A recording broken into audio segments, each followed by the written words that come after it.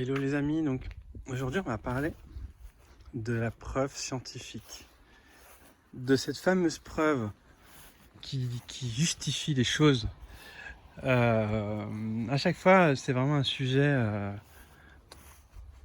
qui, quand j'en parle en fait dans les stages, choses comme ça peut poser des problèmes parce que pour moi la preuve scientifique c'est pas une preuve. C'est pas une preuve puisqu'elle peut être contredite par une autre preuve scientifique. Donc, qu'est-ce qui prouve que la preuve est bonne, que la preuve scientifique est bonne? Pourquoi plus tard, des 20 années plus tard, on va prouver le contraire?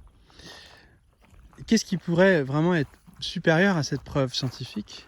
Pour moi, c'est tout simplement la conscience. La conscience intérieure, la connexion intérieure, elle nous donne vraiment,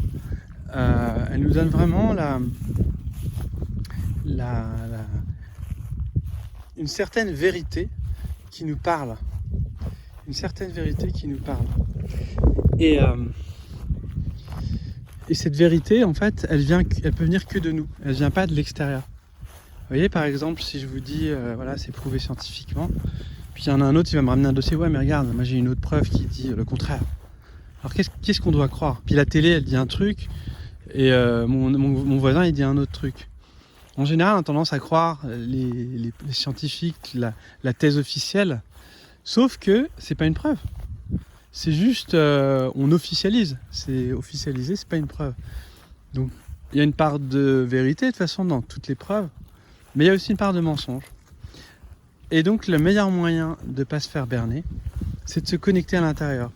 Je prends souvent cet exemple. Vous voyez, quand vous savez discerner, il y a des gens, ils savent très bien reconnaître en qui on peut avoir confiance et en qui on peut ne pas avoir confiance. Et ça, personnellement, c'est quelque chose que j'ai développé. C'est-à-dire qu'il y a des personnes, je sais très bien que j'ai pas envie d'avoir de relation avec cette personne, et donc je vais pas m'attarder, je vais pas avoir de jugement, mais je vais pas développer. Parce que je sais très bien, je sens vraiment certaines choses dans la personne, et j'ai pas envie de la juger, mais j'ai pas envie d'avoir une problématique, et je le sens à l'intérieur de moi. Donc je vais pas élaborer des connexions. Je vais même stopper tout de suite la connexion parce que par expérience aussi, par ressenti, je sais très bien que je me trompe pas. Et c'est vrai que souvent, les gens qui n'ont pas une connexion, ils disent mais comment tu peux penser ça? Comment tu peux? Ils doutent parce que eux, ils n'ont pas cette connexion. Donc ils ont tendance à vouloir nous tirer vers le bas en fait, c'est-à-dire vers le doute, vers la peur, vers le comment tu peux te permettre de dire ça. Sauf que nous, on a notre intuition et il faut toujours s'écouter et pas écouter les autres. C'est-à-dire qu'on est vraiment la seule personne à écouter.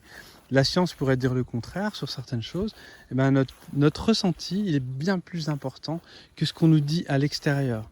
Et surtout quand on essaie de nous convaincre, il y a vraiment...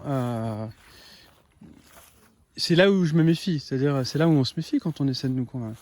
Parce que souvent, il y a une sensation de volonté, de désir, d'acharnement qui pour moi est une preuve d'une manipulation. Et on le ressent en fait, on ressent une oppression, on ressent quelque chose, on sent que la personne veut absolument mettre la pression.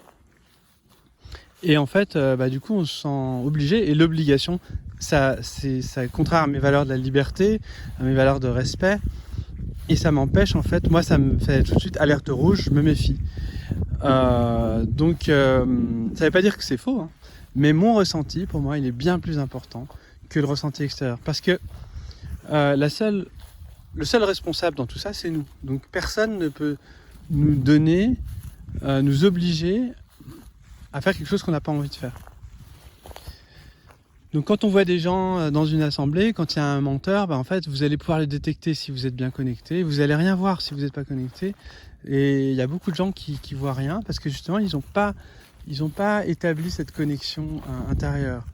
Ils ont pas développé ce ressenti qui est primordial pour pouvoir en tout cas avoir sa vérité. Et sa vérité, développer sa propre vérité, c'est ce qui est le plus important. La vérité de l'autre, elle ne compte pas. Elle n'est pas juste. Même si on est d'accord. Vous voyez ce que je veux dire? C'est notre vérité. C'est-à-dire que il faut que ça nous parle à l'intérieur de nous. Personne ne peut décider pour nous quoi que ce soit. Si on a des doutes, c'est qu'il y a un problème. Et c'est un peu comme l'amour, quand quand on dit ouais mais il y a un truc qui va pas, on le sent.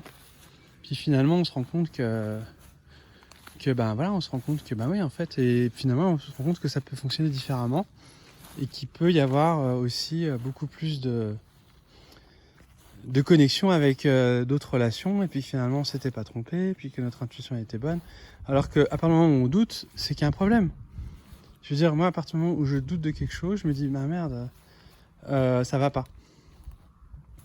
Donc voilà pour cette vidéo, j'avais envie d'en parler parce que c'est encore en rapport avec l'idée du cadre, avec l'idée de trouver ses preuves, parce que personnellement je suis je suis dans la certitude parce que j'ai une connexion à moi et j'ai vraiment cette sensation de ne pas me tromper.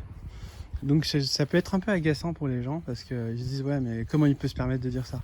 Sauf que quand on a une autre vérité, qu'on a notre connexion, on peut pas nous l'enlever, on peut pas nous tromper, on peut pas nous duper. Et ça dérange justement parce que les gens qui doutent, ils se disent mais c'est pas possible, lui il a pas ça, moi j'ai pas ça, lui il peut pas l'avoir. Et ben ça vient juste de cette de connexion qu'il faut encore et encore améliorer avec la méditation, avec la pratique du Qigong, avec la pratique du corporel, énergétique. Il va falloir développer tout ça pour pouvoir aller au-delà et pouvoir se faire sa propre idée des choses. Voilà les amis, je vous fais des bises aujourd'hui et je vous dis à bientôt. Ciao les amis.